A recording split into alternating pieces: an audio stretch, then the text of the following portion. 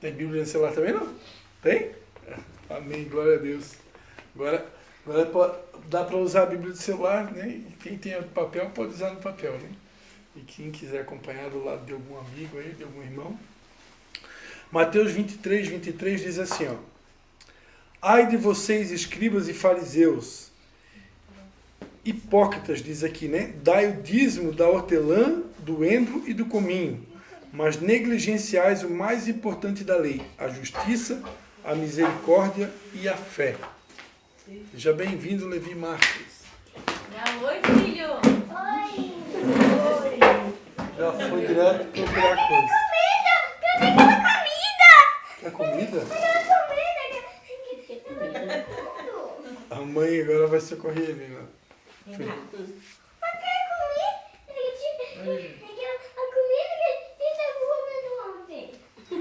Ontem? Como é que vai ter de ontem? Ai, menina. Carla, Levi. Ele aqui tem uma coisa. Esse é o Levi. E essa é a Anne Cristina. Bom, pessoal, Mateus 20, aqui diz, né? Dais o dízimo da hortelã, do endro, do cominho, mas negligenciais o mais importante da lei, a justiça, a misericórdia e a fé. Devis, porém, fazer estas coisas sem omitir aquelas. Né? Amém?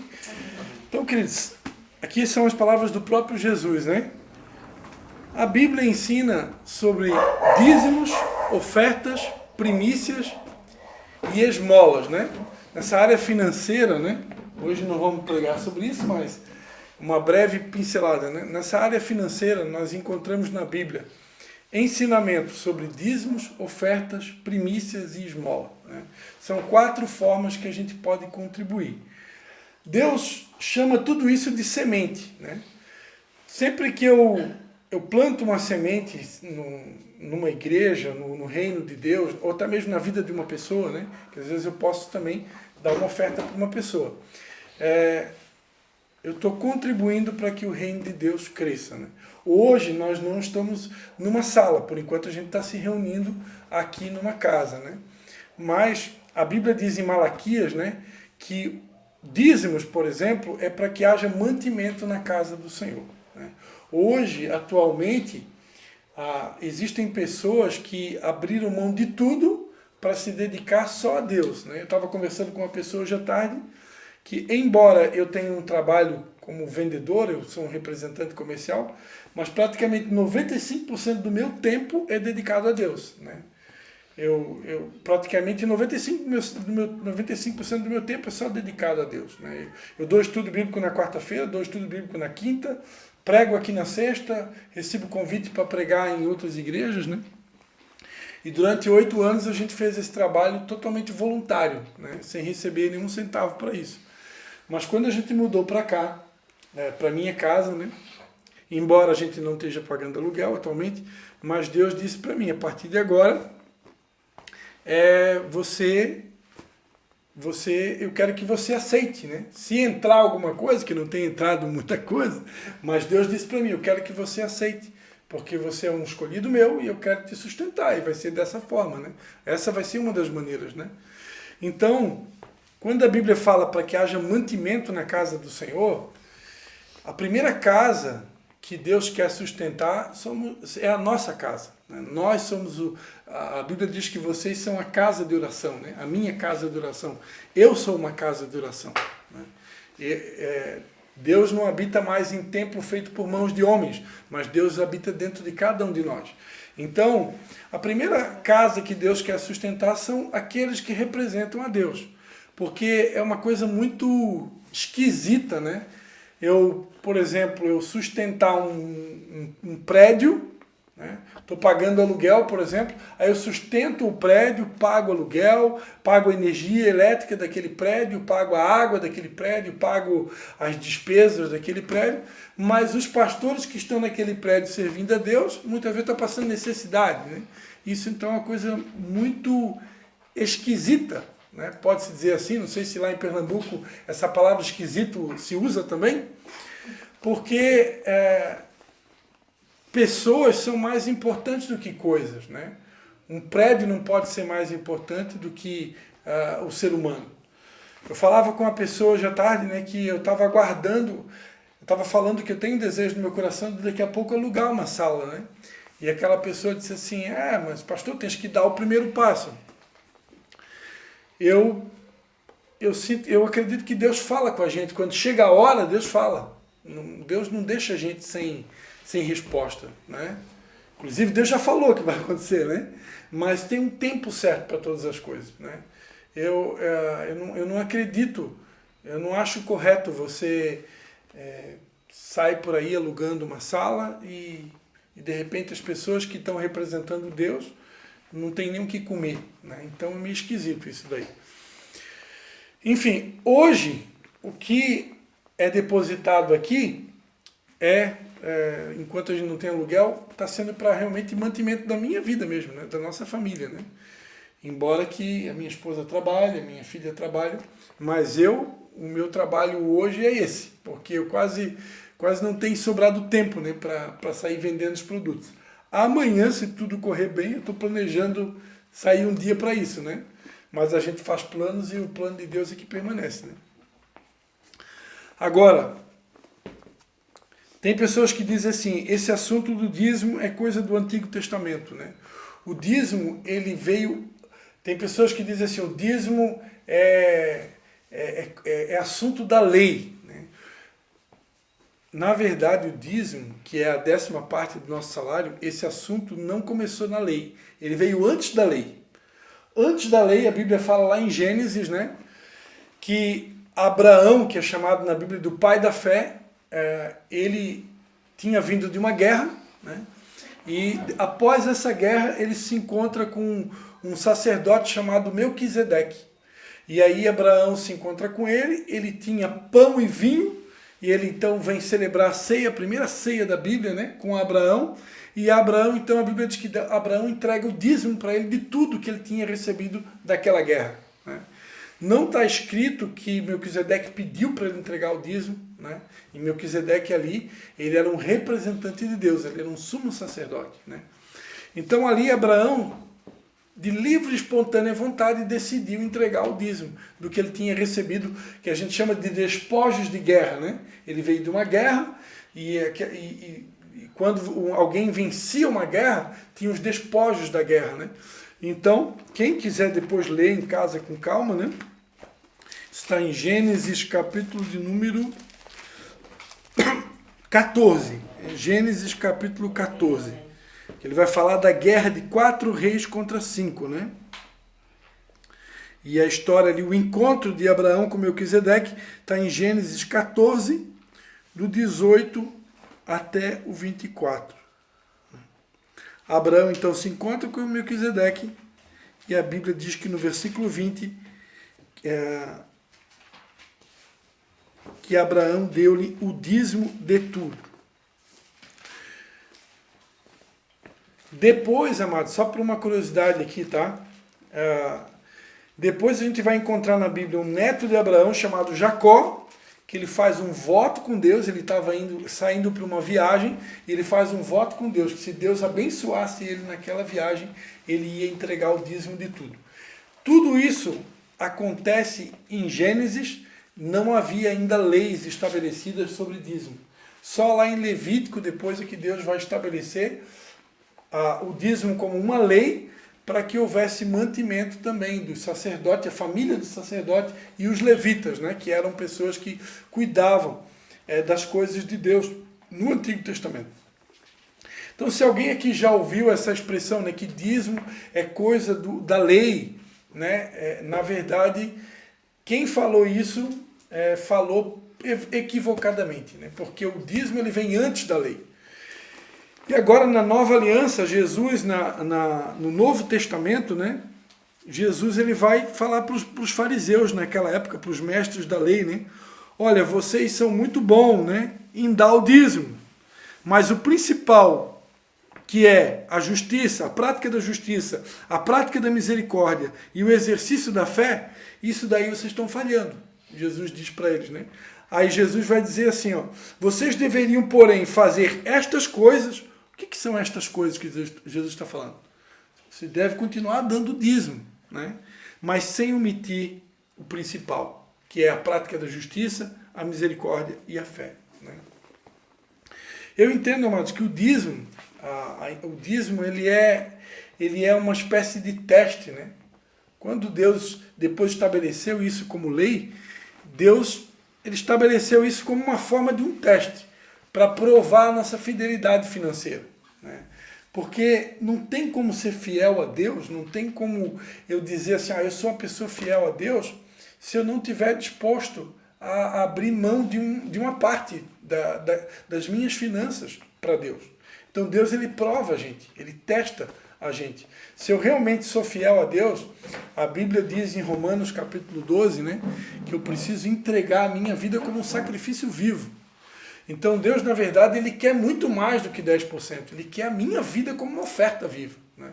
E isso também está escrito lá no Antigo Testamento, né? Tem um provérbio que diz, filho meu, dá-me o teu coração.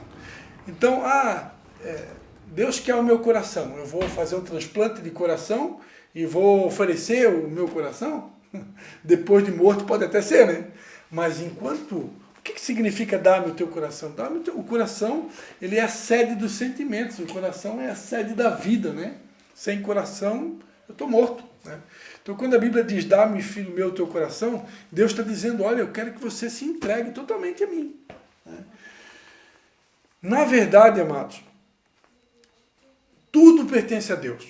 A Bíblia diz no Salmo de número 24, né? Do Senhor é a terra, a sua plenitude, o mundo e todos os que nele habitam.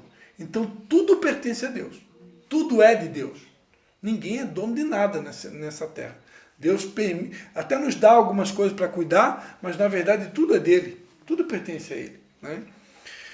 E agora, para aqueles que já entregaram a sua vida para Jesus, para aqueles que já entenderam que Jesus é o nosso Salvador, que nós somos pecadores, né, que precisávamos de um sacrifício de um Deus Santo, quando você entende isso, a Bíblia diz que Jesus, lá na cruz do Calvário, ele nos comprou com seu sangue. Se ele nos comprou, eu passei a ser dele de novo, né? Primeiro, eu sou dele porque tudo foi criado por ele. E segundo, eu sou dele porque ele me comprou com seu sangue, né? Quando eu compro algo, né? Se eu for comprar essa Bíblia da irmã Zilda, eu chegar aqui, irmão Zilda, quanto é que custa essa Bíblia aqui? Vai dizer, pastor, eu paguei 50 reais nela, estou vendendo por 60. Você vende ela para mim, irmãozinho? Aí você vai dizer que sim. Eu vou pegar 60 reais, eu vou dar para você e vou pegar a Bíblia, certo? A partir do momento que eu comprei essa Bíblia da irmãozinha, de quem é essa Bíblia? Agora, ela é minha. Por que ela é minha? Eu paguei por ela. Então, há quase 2000 anos atrás, obrigado, irmãozinho. Os nossos pecados haviam nos distanciado de Deus, os nossos pecados haviam nos separado de Deus. E aí Jesus Cristo, ele desceu lá do céu, veio até aqui esse mundo, para morrer no nosso lugar na cruz. Quem deveria estar naquela cruz éramos eu e você. Mas Jesus resolveu tomar o nosso lugar lá na cruz, para que nós pudéssemos ser perdoados dos nossos pecados e pudéssemos ser reconectados com Deus. A partir do momento que Jesus morreu lá na cruz, ele nos comprou com o seu sangue. Ele nos comprou para Deus. Então agora, nós somos dupla possessão de Deus. Nós somos propriedade de Deus, tanto pela criação como pela redenção. Então, na verdade, eu não pertenço a mim mesmo. Eu pertenço a Deus, né? Eu tenho um dono. E esse dono, ele faz testes com a gente. Um dos testes é o teste da fidelidade financeira, né? Ele quer saber até que ponto eu sou capaz de entregar finanças no altar dele, né? E essas finanças que eu entrego é para quê? Para que o reino dele cresça. Por exemplo, se eu não tiver, eu como pastor, por exemplo, né? Eu me considero pastor, também me considero missionário, né? Se eu não tiver recurso financeiro, como que eu vou poder sustentar a minha família? Como que eu vou poder botar gasolina no meu carro para poder, de repente, ir lá fazer uma visita para a irmã Zilde, né? Como que eu vou poder ir lá buscar o irmão Jean, que não tem carro ainda, mas em nome de Jesus vai ter? Amém? Amém? Então, nesse mundo que a gente vive, tudo precisa do bendito do dinheiro, né? Porque o dinheiro não é maldito, né? A Bíblia não diz, amados, que o dinheiro é do diabo, né? Tem pessoas que dizem o dinheiro é do diabo. A Bíblia não fala isso. A Bíblia fala que o amor ao dinheiro é a raiz de todos os males. Então, eu me apegar demais ao dinheiro, eu amar o dinheiro, eu tornar o dinheiro um ídolo, isso é pecado. Isso é grave, né? Quando eu coloco o dinheiro no lugar de Deus. Tem pessoas que o Deus dela é o dinheiro, né? Ela se torna escrava do trabalho, ela não tem tempo para Deus, ela não tem tempo para vir numa reunião como essa, porque a vida dela é só trabalhar, ganhar dinheiro, comprar, conquistar. Ela transformou o dinheiro num Deus, né? Então, isso é condenado por Deus. Mas nós não podemos, não tem como viver nesse mundo sem dinheiro, né? E para que é o dinheiro? O dinheiro é para que haja mantimento da casa de Deus, para que o reino de Deus, as coisas de Deus possam continuar acontecendo, né? Porque esse mundo aqui, para poder botar uma roupa, imagina o pastor ir pregar nu na igreja, né? Não ia pegar bem, né? Ninguém nem ia ficar nesse culto, né? Então, para poder comprar uma roupa, eu preciso, para comprar comida, tudo envolve dinheiro, né? E quando chegar a hora, por exemplo, porque nós pretendemos, né, se assim for a vontade de Deus, nós cremos que no tempo certo, alugar uma sala, né? Quando a gente alugar uma sala, vai ter que pagar o aluguel dessa sala, né? Vai ter que pagar energia elétrica, né? Se tiver uma faxineira lá, né, vai ter que pagar a faxineira, né? Então, tudo esse mundo envolve finanças, né? Então, a gente separa aqui um tempo para isso, né? Durante a nossa reunião. Se alguém veio preparado, né, e quiser estar contribuindo, entregando a Deus, seja dízimo, seja oferta, né? A gente tem um tempo para isso, tá bom? A gente vai dar um minutinho para isso agora, tá? Tem a nossa caixinha aqui e a gente depois continua.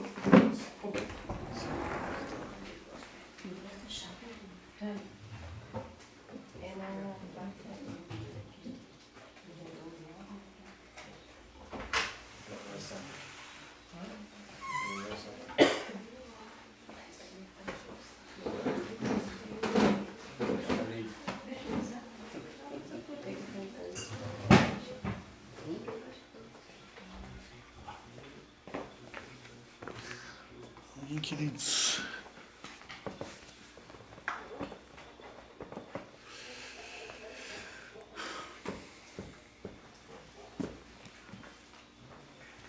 Tem envelope? pode pegar embaixo aí, fechar esses envelopes lá de fora ali. Se alguém quiser precisar de envelope depois, tá? Quem já tem algumas pessoas aqui que já são da casa, né? Depois quiserem ser dizimista, a gente tem envelopes ali dentro, tá? Chegando alguém? Não, eu levei, foi no carro. A Lene foi no carro. Moça, será que consegue arrumar um copinho de água para a nele? Põe um copinho d'água lá pra ela.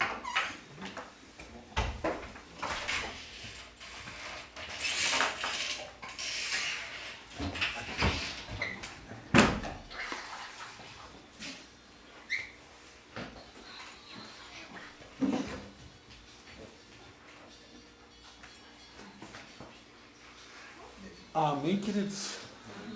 Feche seus olhos, eu quero estar orando, amém?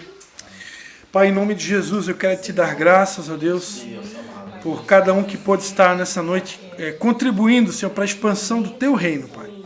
Ó Deus, que aquilo que as minhas palavras não foram suficientes, Pai, que o Teu Espírito Santo complete, Pai, que o Teu Espírito Santo continue nos ensinando acerca desse assunto tão importante também, Pai.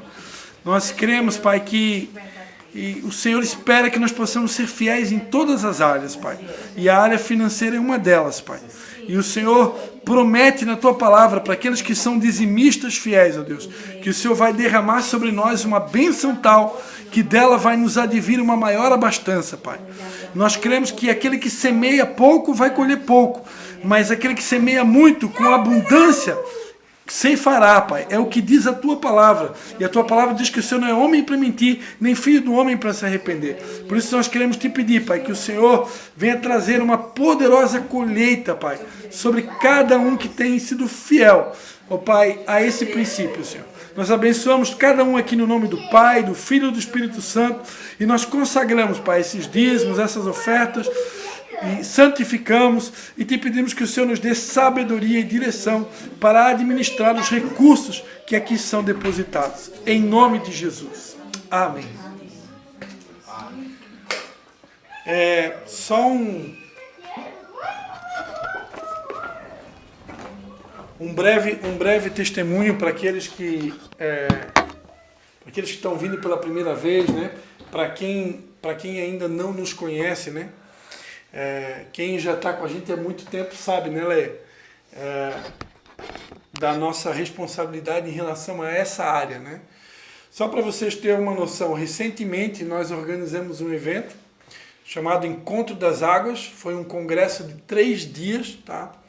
E por direção de Deus, nós optamos por não cobrar inscrição, embora nós convidamos várias pessoas para ministrar, e essas pessoas que ministram, a gente precisa pelo menos dar uma oferta para ajudar no combustível, que são pessoas que algumas delas vêm de longe, né? E esse ano, o que a gente arrecadou de oferta nos 3 dias de evento não deu nem para cobrir a despesa com as pessoas que a gente convidou, né? Então, praticamente, o que a gente tinha no caixa aqui, a gente usou tudo para cobrir o restante das despesas. A gente teve despesas também com banner que foram feitos, salgadinho, café que a gente serviu lá. Então teve outras despesas, né? E praticamente nós que estávamos organizando o evento, nós é que tivemos que cobrir o restante das despesas, né? Então, tipo assim, não tivemos nenhum tipo de lucro com esse tipo de evento, né? A gente fez realmente porque há uma direção de Deus para a organização desse evento, e temos certeza que muitas pessoas foram abençoadas, né? Tudo foi filmado, tudo foi gravado, os vídeos estão sendo editados e está sendo colocado no canal. Nós temos 2 canais do YouTube, né? Tem um canal do Christian Zunino, que é o pastor Christian, e tem um canal Ministério Vindas Águas, né? E lá no canal do Ministério Vindas Águas, todas essas mensagens que foram gravadas, né? Está sendo disponibilizado, né? Então, não se tem nenhum tipo de lucro com esse tipo de evento, né? O nosso intuito é simplesmente propagar a mensagem de Deus. Amém? Amém?